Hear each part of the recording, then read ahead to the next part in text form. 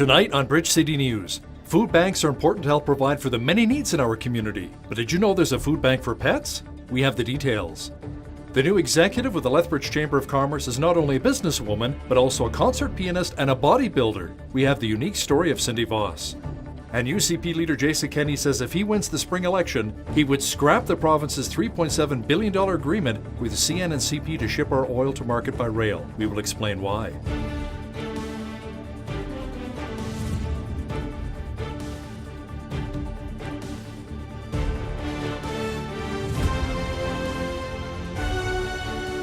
Good evening. Thanks so much for joining us.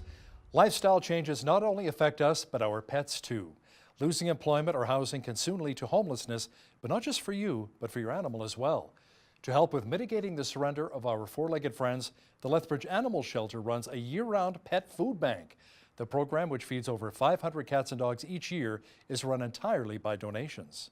We were seeing an increase in people needing to either surrender their pets to rescue organizations or not being able to claim pets that showed up as strays to our facility. And a big reason was because they couldn't really afford the general care, the big one being food. Again, usually on short-term basis, maybe a job loss or something like that. So we decided to put together a food bank program. So when people came to us with those issues, we could, give them the opportunity to, we'll help you feed your pet so you can get by through the struggle, rather than having to give up a family pet. A number of changes to donor eligibility requirements came into effect, making it easier for people to give blood. Canadian Blood Services says there's currently an urgent need for more blood donors. Some people need to see the need before they consider donating blood, or they've talked to someone in our organization or someone they love, because 52% of us, either ourselves or someone we love, is going to need blood in this lifetime, and less than 4% of our Canadian population donates. So we need more people to become regular donors, and here at the Lethbridge Clinic, we need over 200 new donors every month. So you're only a new donor once, so we need 2,400 new donors every year to keep up with patient demand for blood and blood products. Tomiyama says walk-ins are always welcome.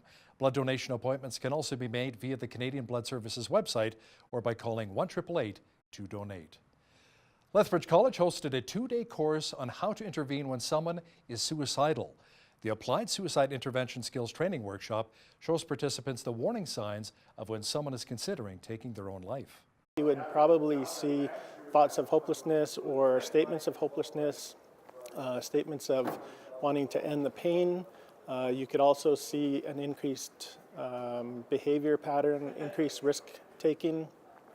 And you can also probably see things like getting their affairs in order, or just that sudden change in behavior from maybe some sad feelings prior and then going into maybe happy feelings or happy behavior. The Applied Suicide Intervention Skills Training is widely used by healthcare providers across the province. Now, still with the college, the Kodiak's men's volleyball team was honored for having one of their best seasons ever. The team cleaned up at the ACAC Awards banquet on Wednesday night. Head coach Greg Guybos was named South Division Coach of the Year, and 4 Kodiaks were named to the ACAC South All-Conference team.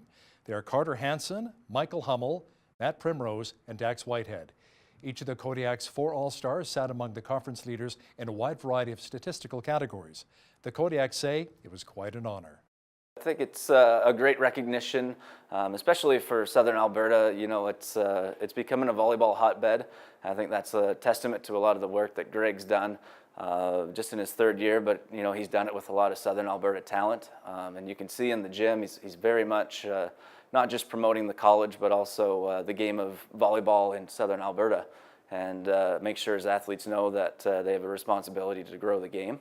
And so it's a huge honor and just a really good reflection of the work that Greg's done in the community and that the program's done too. The Kodiaks opened this week's ACAC Championships today at 6 o'clock against the King's University Eagles in Edmonton. She has style, grace, and she's a winner. Meet Cindy Voss, the newest executive officer for the Lethbridge Chamber of Commerce. BCN's Loris Alexander shares more of Cindy's incredible journey. Cindy Voss is an accomplished concert pianist, author, competitive bodybuilder, a mom, and now the new executive officer at Lethbridge Chamber of Commerce. I started last Monday, and it's been a very exciting, interesting journey. It's a different role for me. I have been the business owner, and this is now organizing a membership and working through some of the diverse issues that businesses face in Lethbridge. When asked what drives her ambition, Cindy stresses the importance of finding a source of inspiration. There's always hope, and you need to find that source that gives you that strength and hope. Piano does that for me. That you can, I don't know why I'm so emotional. Cindy believes in giving back and paying it forward. She attributes much of her success to being a good Samaritan. You don't know when you're going to need that fellow person in the community. So you just keep it moving forward. And I hope that I can be a resource to chamber members and the business community and the community as a whole. For Bridge City News, I'm Loris Alexander. There will be a big celebration of Indigenous culture at the NMAC Centre this weekend. The 2019 International Peace Powwow and Festival will take place featuring the best of Indigenous cultures, namely the arts and artists. This is the 20th year of the event, which is presented by the Blackfoot Canadian Cultural Society. As part of the weekend-long celebration, a Blackfoot elder will give Alberta Premier Rachel Notley a Blackfoot name during the ceremony on Saturday. There will also be a pageant and dance to honor the University of Lethbridge's new Chancellor, Charles Weaselhead. Doors to the NMAC Centre will open at 10 a.m. sharp on Saturday.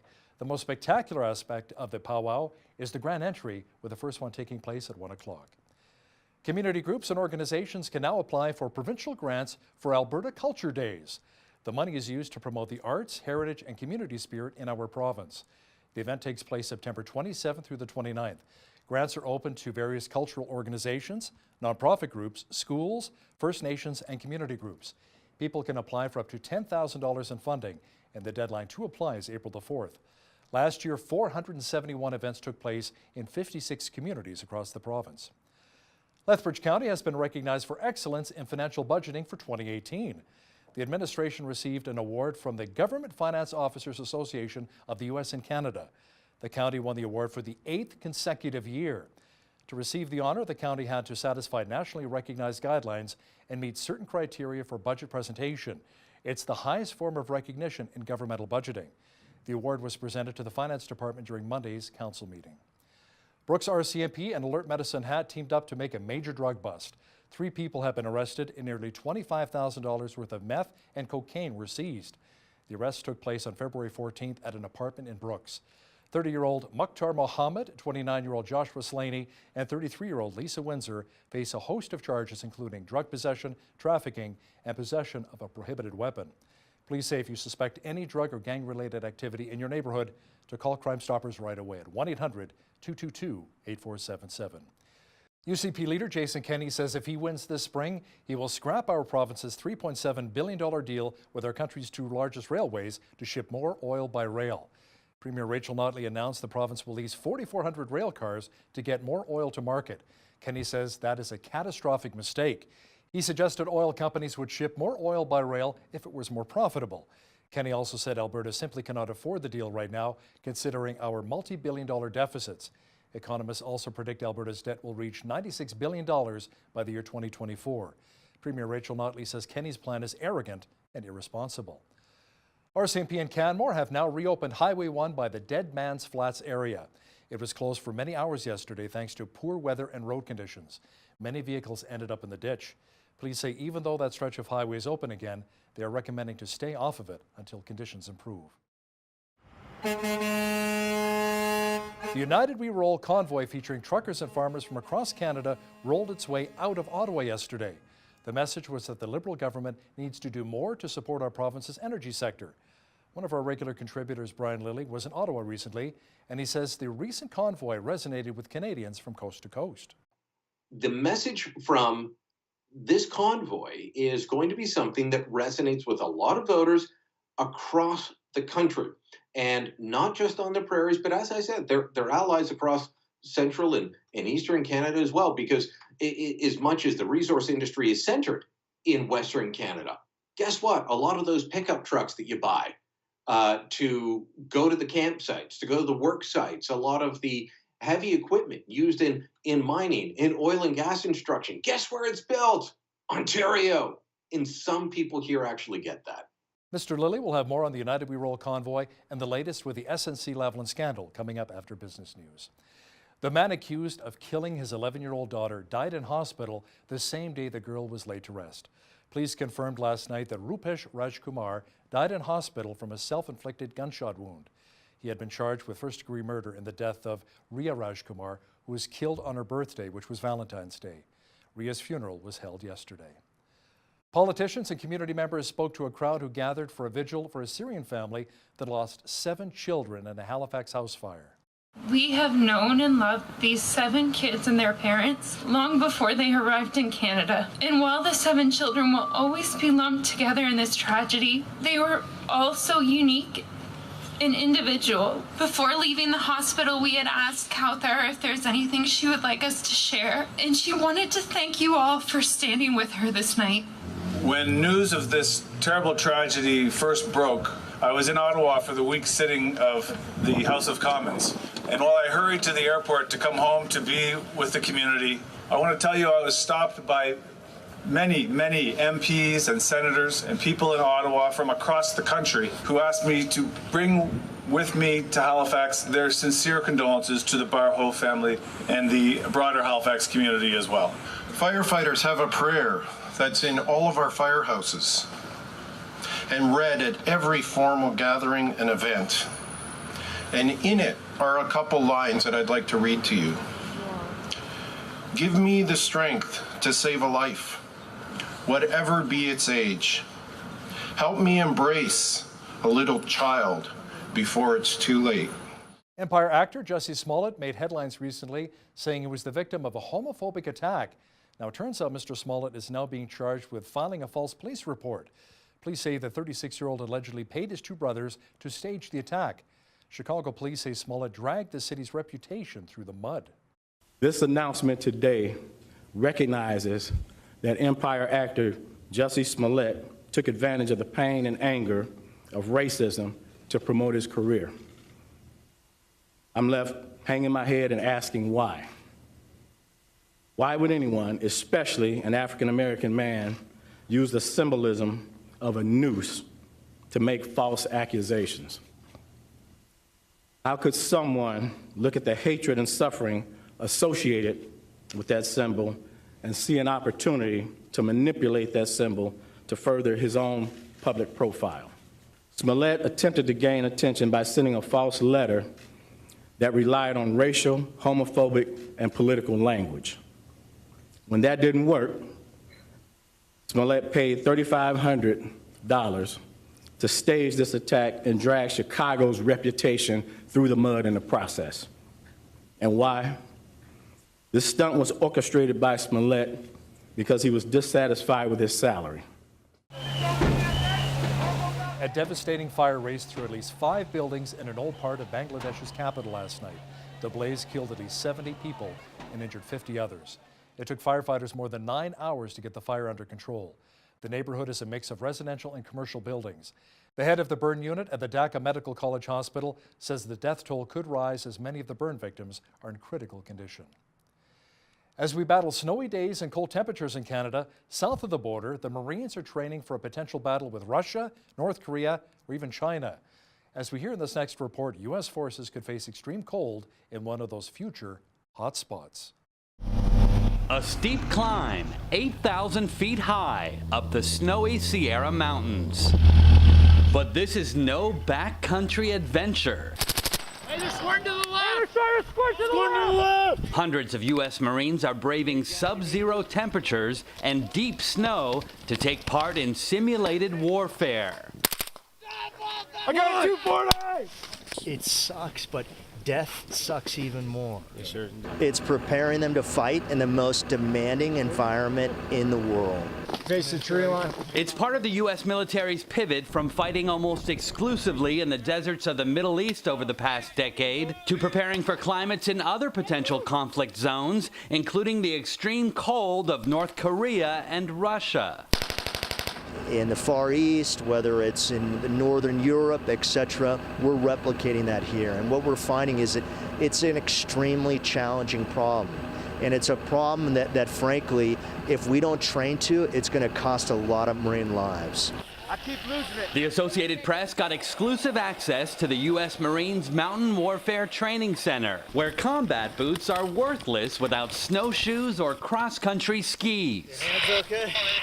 But having the most advanced protective snow gear doesn't make life much easier here. You constantly having to dig or move up a mountain range, so it's physically taxing, but more than anything, I think it's mentally taxing on them. Among the most difficult things about fighting in the snow is not only keeping yourself warm, but your equipment and your weapons functioning properly. Kind of clean the weapon, make sure it's all nice and dry. We're trying to keep it dry, but due to the weather, it's impossible. You can get a lot of parts failures. Things get really brittle in the cold. They like to break. One of the biggest ones that we see is, getting ice in your chamber and not able to actually get the gun into battery. So things you have to be very cognizant of. As far as employment too, if they set up a machine gun and it's sitting on the snow, it's just going to sink into it. So we show them ways of keeping that machine gun afloat. Important lessons as the unforgiving cold may become the next military hotspot. Haven Daily, Associated Press, Bridgeport, California. We have lots of snow here in southwestern Alberta as well, but sunshine and warmer temperatures too. The mercury will be climbing even more tomorrow. I'll have a complete look at the weather picture in just a moment.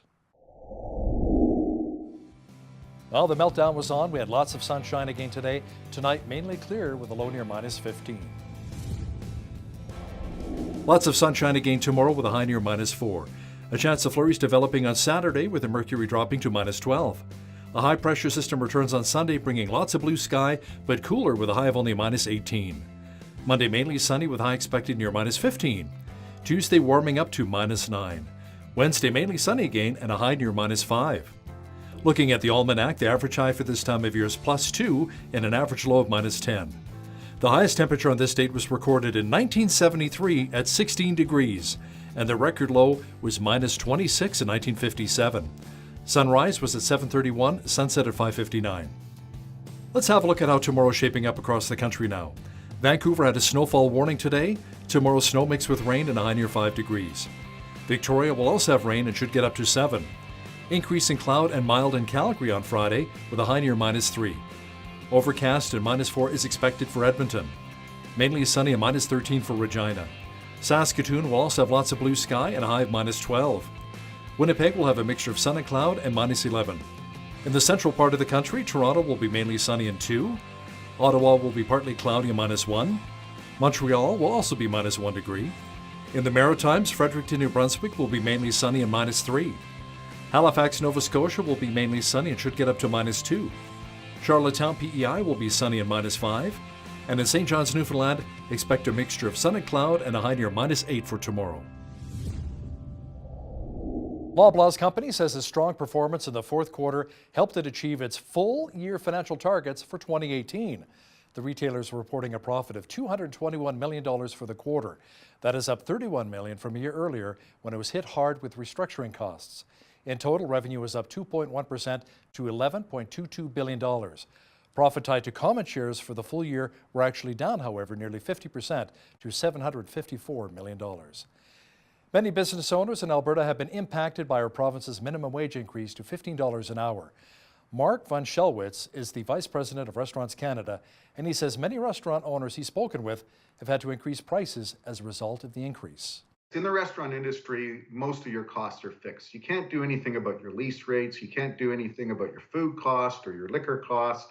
So the only options that restaurateurs really have is actually raise menu prices. And that's very difficult to do in a very, very competitive industry like ours. And especially when Albertans are already pulling back on their spending. So that's a real problem. And then, of course, you've got the situation of, labor. That's the one thing that you can try and do more with less. But, of course, that's difficult on the owner-operator because he's working 75 hours a week. No breaks. They had to cancel cleaning service. Catch my full interview with Mark Van Schelwitz discussing challenges Alberta restaurant owners face coming up after business news. Orders to U.S. factories for big-ticket manufactured goods posted an increase of 1.2% in December. It was the best showing in 4 months. A lot of the strength came from a surge in orders for commercial aircraft. Now, when it comes to tracking business investment, however, the numbers fell for a second straight month. Now, here's a look at today's markets.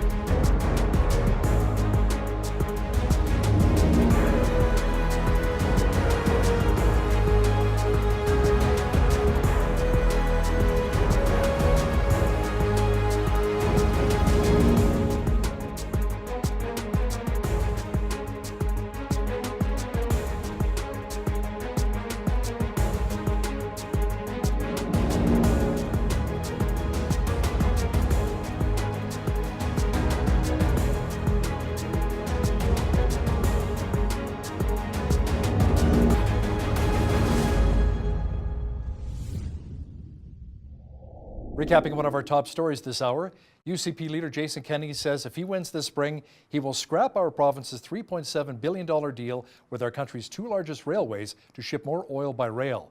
Premier Rachel Notley announced the province would lease 4,400 rail cars to get more oil to market. Kenney says that is a mistake. He suggested oil companies would ship more oil by rail if it was more profitable. Kenney also said Alberta simply cannot afford the deal right now, considering our multi-billion-dollar deficits.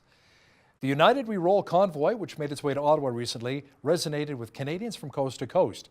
Hear what award-winning journalist Brian Lilly has to say about the issue next. But first, here's a look what's happening in and around your community. Here's your Bridge City News community calendar.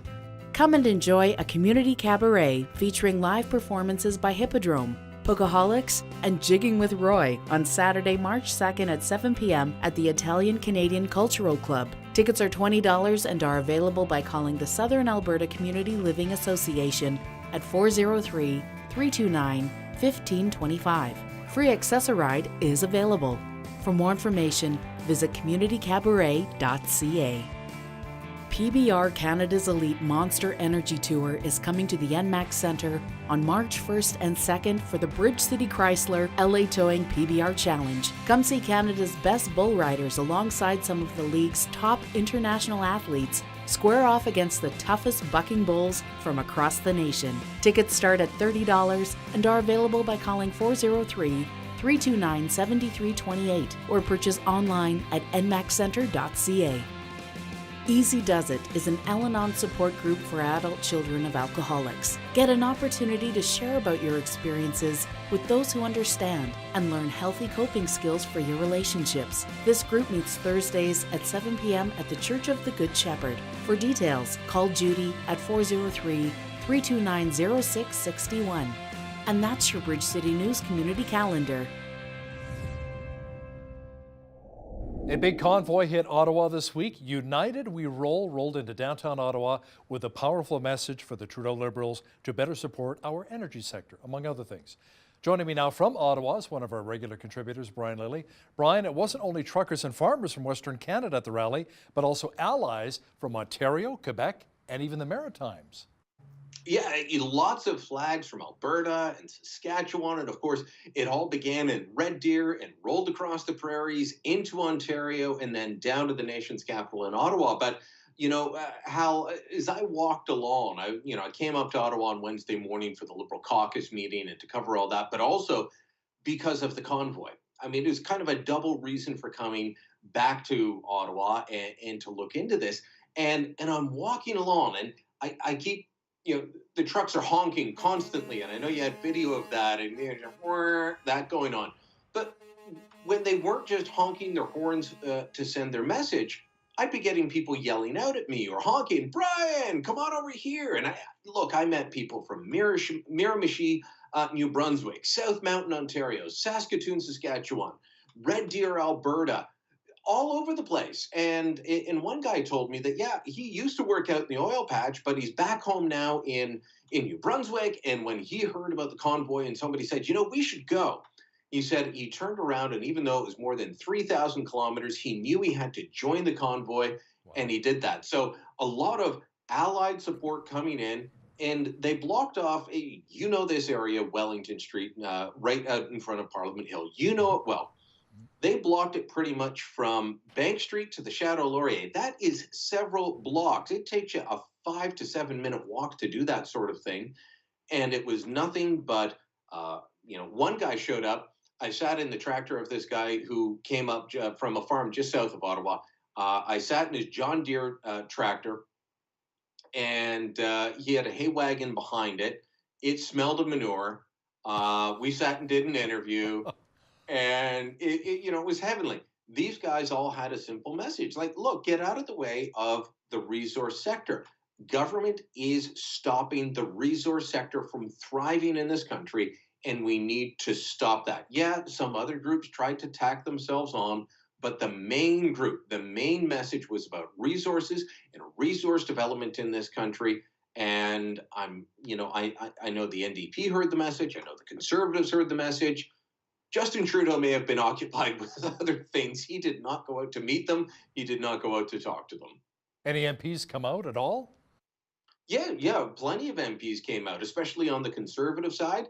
I believe some New Democrats did as well.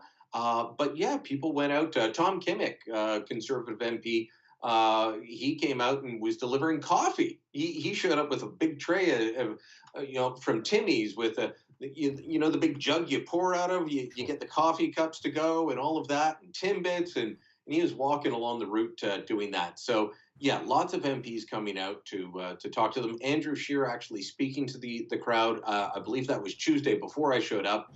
But this is going to be an issue. I know that the politics in central Canada, in Ottawa, and official Ottawa is very focused on one thing right now. But the message from this convoy is going to be something that resonates with a lot of voters across the country, and not just on the prairies, but as I said, they're allies across central and eastern Canada as well, because as much as the resource industry is centered in Western Canada, guess what? A lot of those pickup trucks that you buy to go to the campsites, to go to the work sites, a lot of the heavy equipment used in mining, in oil and gas extraction, guess where it's built? Ontario. And some people here actually get that. So, Brian, the chat around the water coolers wasn't just about the convoy, but when is former Justice Minister Jody Wilson-Raybould going to speak in regards to the SNC-Lavalin affair? She wants to tell her side of the story, but Brian, will she get the chance? Yeah, this is what kept Justin Trudeau from talking to absolutely anybody about anything all week. I mean, look, he lost a cabinet minister, he lost his former principal secretary, all of that. And on Wednesday, there was a vote on an opposition motion. The NDP had put forward a motion, and it was supported by the Conservatives, calling for a public inquiry into everything that's gone down around this, the SNC-Lavalin affair. Was there undue pressure put on the Attorney General? Was there an attempt to get a sweetheart deal for this well-connected company? Was there obstruction of justice? These are the types of questions that a public inquiry would be able to answer. But the Liberals said, no, we're not going to vote for this. But just before that vote, Jody Wilson-Raybould stood up and said that she would not vote on this because she felt that it was wrong for her to vote, given that it was very much about her personally. It was also very much about the Prime Minister personally. But she said she couldn't vote on this, that she would not vote on this, and but said she hopes that soon she will be able to, and I quote, speak my truth. That's going to leave a lot of people wondering next Monday, maybe Tuesday, what's going to happen with this. So a lot of speculation around that. But shortly after she made those comments, Al, Justin Trudeau stood up and led the Liberals in voting that down, because even though the motion was very much about him and his office, he saw no problem standing up and saying, we don't need to talk about this, move along. Now, the SNC-Lavalin scandal is starting to really wear on the Trudeau Liberals. Like you mentioned, they lost their cabinet minister, the key advisor, and Jerry Butts, and support at the polls is also slipping quite a bit. Yeah, well, when you start losing a cabinet minister and a guy who's been at the prime minister's side for almost 30 years. Remember, they met at McGill University, as we discussed the other day. They met at McGill University in the early 90s. This is an almost 30-year relationship of being side by side through their various political incarnations of their political careers. And now he's gone. Uh, Canadians who may not regularly pay attention to politics go, wait a minute, you're losing key people? What's this scandal? What's it all about? And so, two polls in a couple of days. You've had the Ipsos poll and now a Leger poll, both saying the Conservatives are ahead of the Liberals on this, that the Liberals are losing support over this, that they're, Trudeau, in terms of his, does he make the best prime minister? The Leger poll says, well, he's down 7 points. He's at 26% say he'd make the best prime minister. That's down 7 points since November. The Ipsos poll has his approval rating for his government lower than Donald Trump's approval rating. I mean, stick that in your pipe and smoke it, as my grandfather would say. These are numbers that should have every Liberal worried. And I can tell you, standing outside of the Liberal caucus meeting, Hal, on Wednesday, a lot of worried faces. So this is all about damage control for Justin Trudeau and the Liberals. How can they turn things around? I mean, they can't let Jody Wilson-Raybould speak, but at the same time, they really have to allow her to speak. Canadians want some answers here. Well, I think what they want to do, because, we saw this bizarre thing happen on Tuesday of this week. They'd been against her speaking. No, we can't hear from her, no attorney-client privilege. Then suddenly she goes into a cabinet meeting. She's no longer in cabinet, but she spoke to cabinet. Then she sat in the front benches during question period, where the cabinet normally sits. Then the Liberals come out and say, yeah, we want to invite her to speak at committee. You start to wonder, okay, is there a deal going on? Is something happening? Was Jerry Butts' head on a platter, to use the biblical imagery of John the Baptist? Was that her price? Well, maybe, could be. So there's going to be a lot of people watching for her appearance. But then on the other side, she's still talking as if she can't speak because she's bound by attorney-client privilege or solicitor-client privilege. So, will she actually say anything when she appears? Likely early next week. As I said, Monday or Tuesday of next week, she is likely going to be appearing before committee. Will she even be able to say anything? She says she's still talking to her lawyer. So many layers to this story and so much going on. And we haven't even talked about the fact that this is all about allegations of political corruption in the Prime Minister's office to do with a trial about, political corruption in another country by a Canadian company. Now, the Liberal caucus tried to sell a message of unity after their weekly meeting. Brian, you were there. Are you buying really what the Liberals are selling? No, not at all. That's the short answer. Look, people were coming out. Marianne Miachuk, she's Manitoba MP. She used to be in cabinet. She was the original Labour minister, one of the first people to be shuffled out. She said, oh, yeah, no, we're a great team full of individuals. What's that? Mark Miller, another one of Trudeau's besties, he and Gerald Butts and Justin Trudeau have been best friends since McGill. It's part of that McGill mafia that gets discussed around Ottawa. He said, oh, it was all very respectful, but nobody was buying it. And maybe the most accurate description walking out was longtime Liberal MP John McKay out of Toronto. And, John's been around since the Chrétien era in the 90s. And, John's walking out of caucus. He's got his overcoat on, just slinking by reporters. How was it in there? And he said, everything's fine. He sounded like a kid that'd been told, go eat your Brussels sprouts. Like nobody's believing that the kid wants to eat the Brussels sprouts. He's just been told he's got to. John didn't sound believable. And by the way, on that motion that we spoke about earlier on the public inquiry, 2 Liberal MPs broke ranks. Nathaniel Erskine-Smith out of Toronto and Wayne Long out of New Brunswick both voted with the opposition to say, you know what, we need a public inquiry. So there is dissension in the Liberal ranks. There's worry in the Liberal ranks over how the PM's been handling this, how his office has been handling this, and whether the allegations are true. Yeah, this story isn't going away anytime soon. Brian, the Trudeau Liberals will table their new budget on March the 19th, and they're talking of providing pharmacare while being fiscally responsible. Now, this is something Federal Finance Minister Bill Morneau had trouble explaining when quizzed by reporters. Tell me more about that. Well, and I was one of the reporters, because it comes out and he makes this statement, okay, we're going to table the budget on March 19th, and we want to have a discussion about pharmacare and being fiscally responsible. Well, wait a minute. How do you start a pharmacare program? Basically, how does the federal government take over responsibility for paying for all of your prescription drugs, all of the prescription drugs of everybody across Canada, or even a portion of that, without spending, as I put it to the minister? I said, that's going to cost a canoe full of money. That's a lot of cash. How can you say you're going to be fiscally responsible and bring in a new massive social program? And by the way, one that infringes on provincial jurisdiction, and that would cause a lot of fights with the provinces, but maybe that's a story for another day. Bill Morneau was probably asked 3 or 4 times in his very brief appearance before reporters that very question. And he just kept saying, we need to have a discussion about this. We need to do this and be fiscally responsible.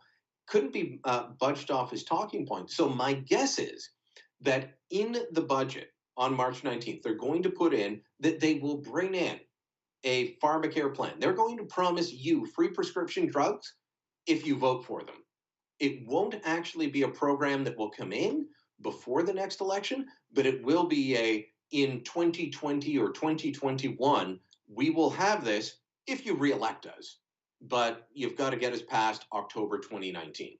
Let's see how well that worked for Kathleen Wynne in the Ontario Liberals when she promised free meds for anybody under the age of 25. Didn't really work out for her, did it?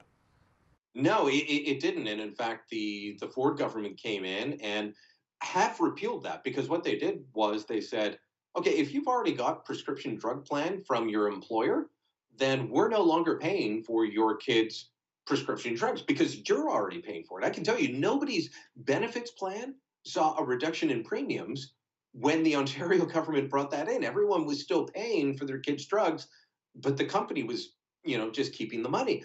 And so they said, if you don't have a prescription drug plan for your kids, the province will still pay for your children, but not for those that have. So it wasn't a huge selling point. I'm not sure how it's going to be, because many Canadians don't have a plan, but they can get one through the provincial government.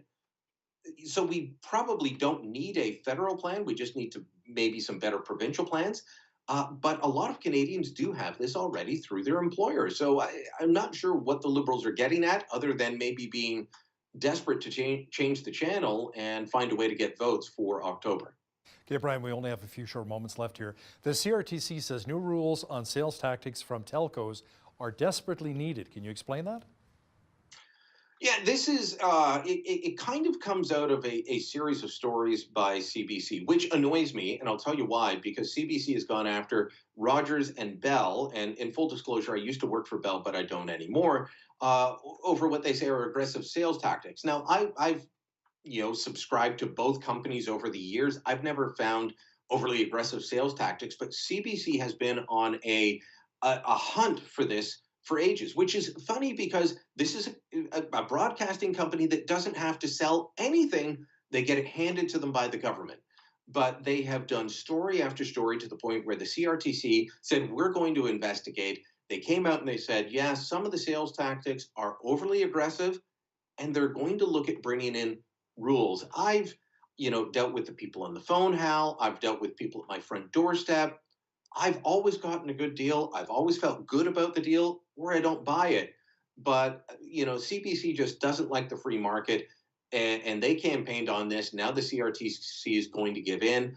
I hope that we don't lose the ability to get a good deal and have these people show up and say, oh, you're with so-and-so? Let me tell you what I can do for you. I hope they don't do away with that. Maybe there are some bad apples out there, and we need to take care of that. But for the most part, my experience and the experience of millions of Canadians is you can actually get a better deal by walking across the street and saying to the competition, yeah, I'm not too happy with what I've got now. What do you have for me? One of our regular contributors, award-winning journalist Brian Lilley, thanks so much for joining me via Skype from Ottawa. Thank you, Hal.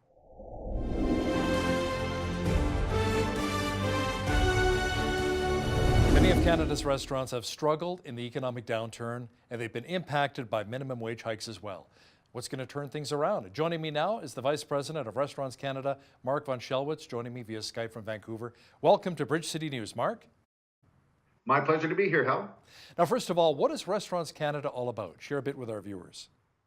Certainly. Well, Restaurant Canada is, a growing community of more than 30,000 food service businesses, restaurants, bars, caterers, institutions, and suppliers. And we connect our members from coast to coast through valuable services like research and advocacy. And, we want to contribute to strong restaurateurs in every community across Canada.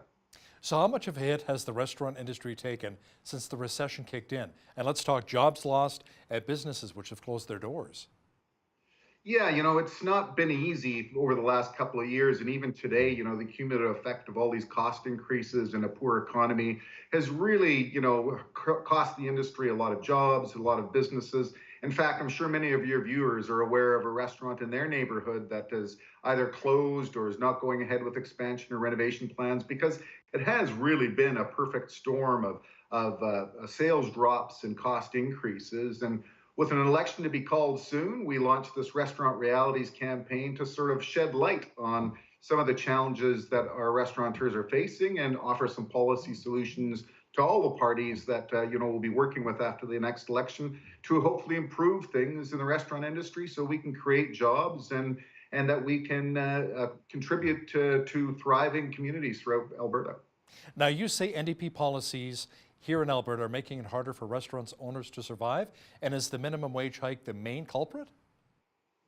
Oh, there's many issues. I mean, the minimum wage probably is one of the biggest culprits out there, certainly as far as the starting levels are concerned, but there's a whole myriad of other issues as well. There's the carbon tax, there's the new statutory holiday pay rules, there's increased municipal tax rates that have been going up. So it has been a bit of a perfect storm of cost increases from actually all levels of government.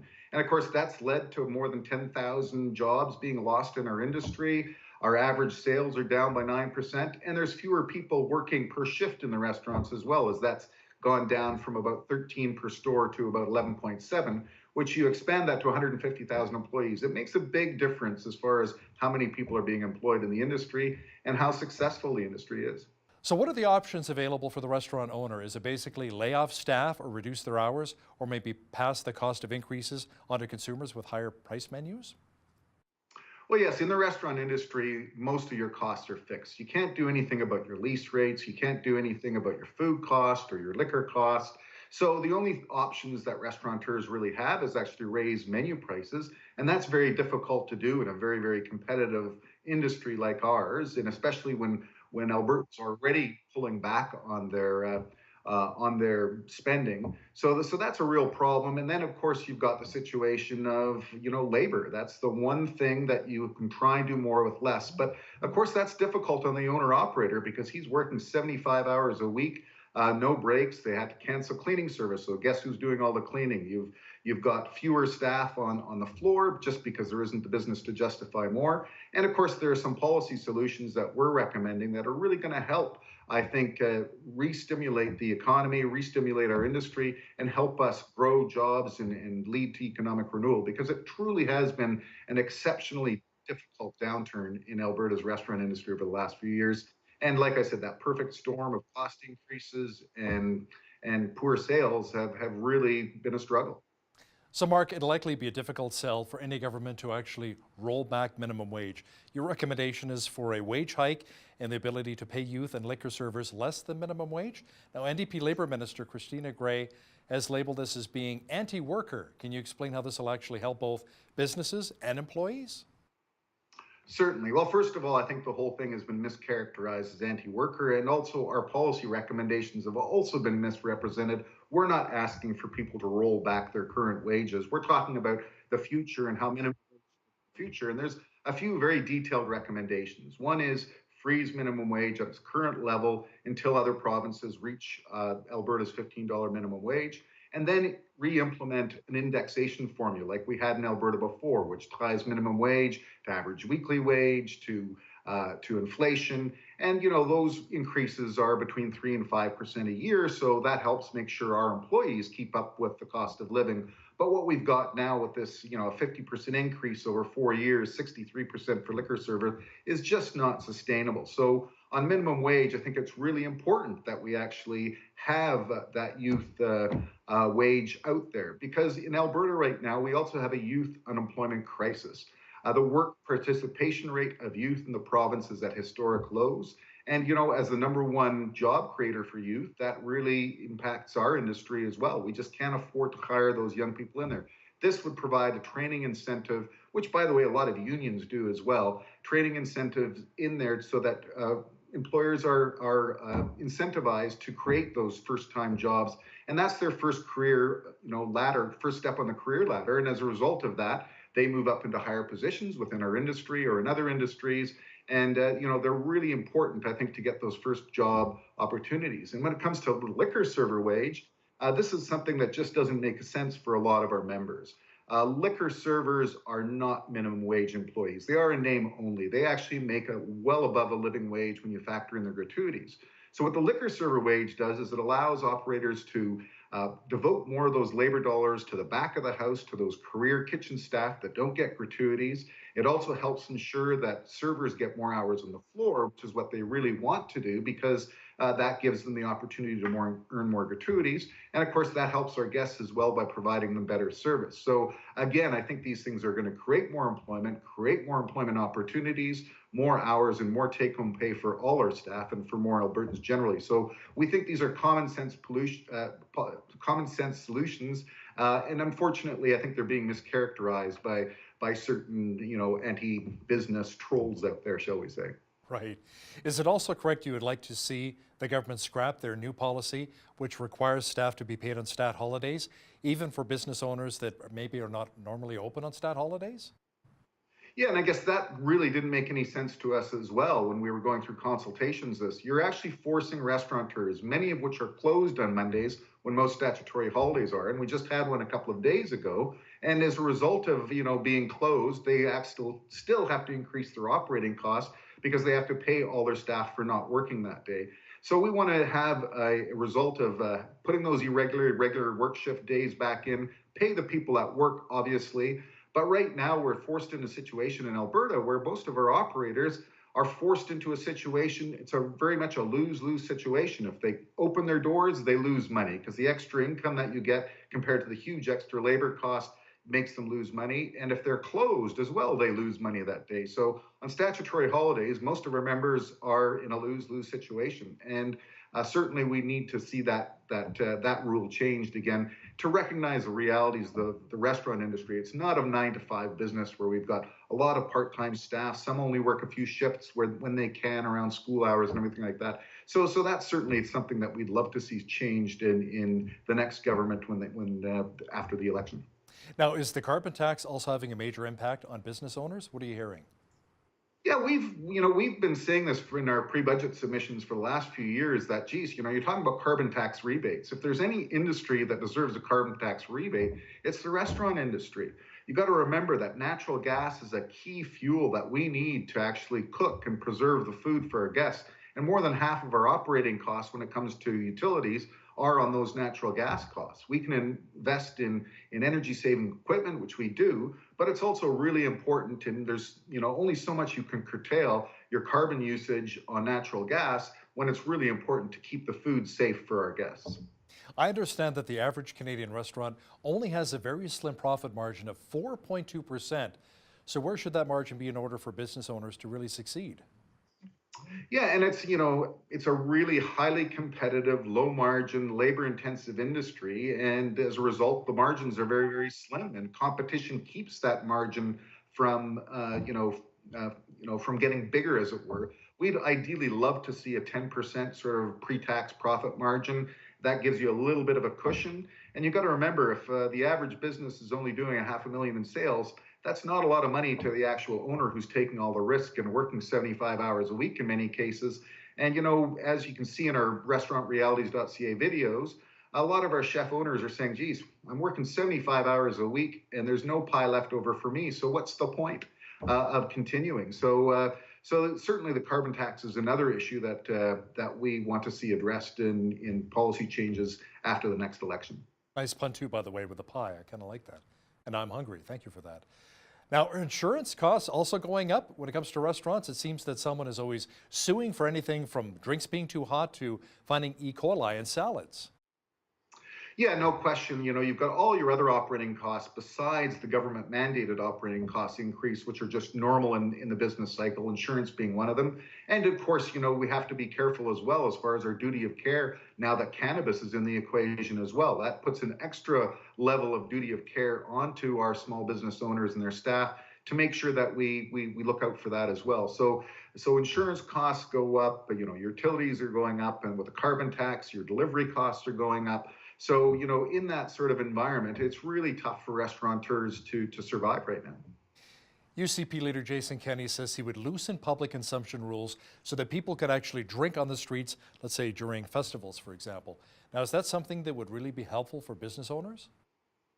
I think that's just one example of the need for a comprehensive liquor policy review. There's a whole patchwork of regulations, some of them going back decades that haven't really been updated. And we have to actually take all of those regulations and modernize them so that they really properly reflect the current liquor model. For example, one simple thing, it's currently legal to actually put flavoring in your vodka in Alberta because it's adulterating your liquor. So, that's something that's been on the books for a while. And give AGLC credit, the government liquor and gaming organization. They're trying to update those things on a piecemeal basis, but they wanted to actually do a more comprehensive review, and unfortunately that was canceled in 2015.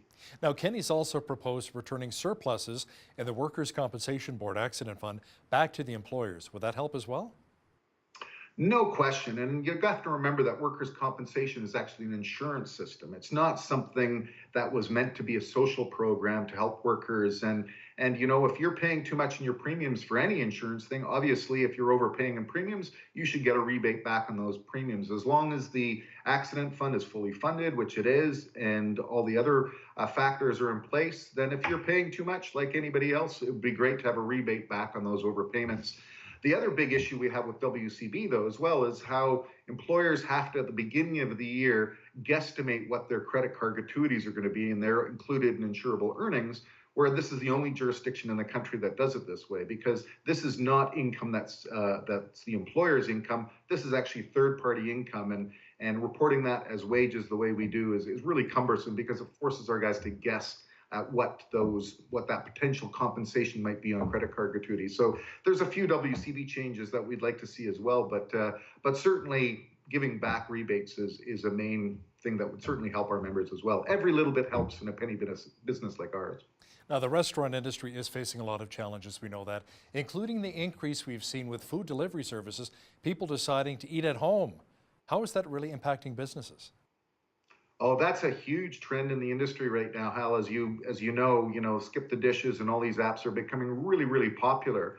And to counter the sort of lower guest counts of customers coming to the door, many of our members are using those services, but they are costly. I mean, when Skip the Dishes and these things are charging between 20 to 25% of a meal to just for the delivery, it's really a trading dollars in many situations. And I think our members have to be careful as well to know which of their menu items travel well and which don't. So you don't want to put something on a delivery menu that's not going to travel really well. That doesn't do your reputation very well as a restaurateur if the food's not arriving in a very good, ready to eat fashion. So that is certainly a big issue, big trend going on in the industry right now. So, Mark, what could restaurant owners really do to attract more people into their establishments? How creative can they be?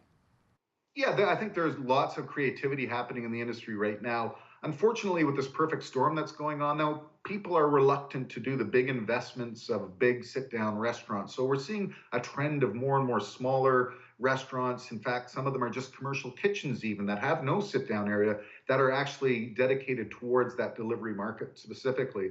So, there's a lot of change going on in the industry right now. And, we'll see how it all turns out. But bottom line, we still serve 2.8 million Albertans every single day. And we want to be able to continue to contribute to thriving communities throughout the province because restaurants are a key place. It's a place where business people are done, where you meet socially, And we want to continue to offer Albertans, meals at reasonable and fair prices. And that's what our Restaurant Realities campaign is all about.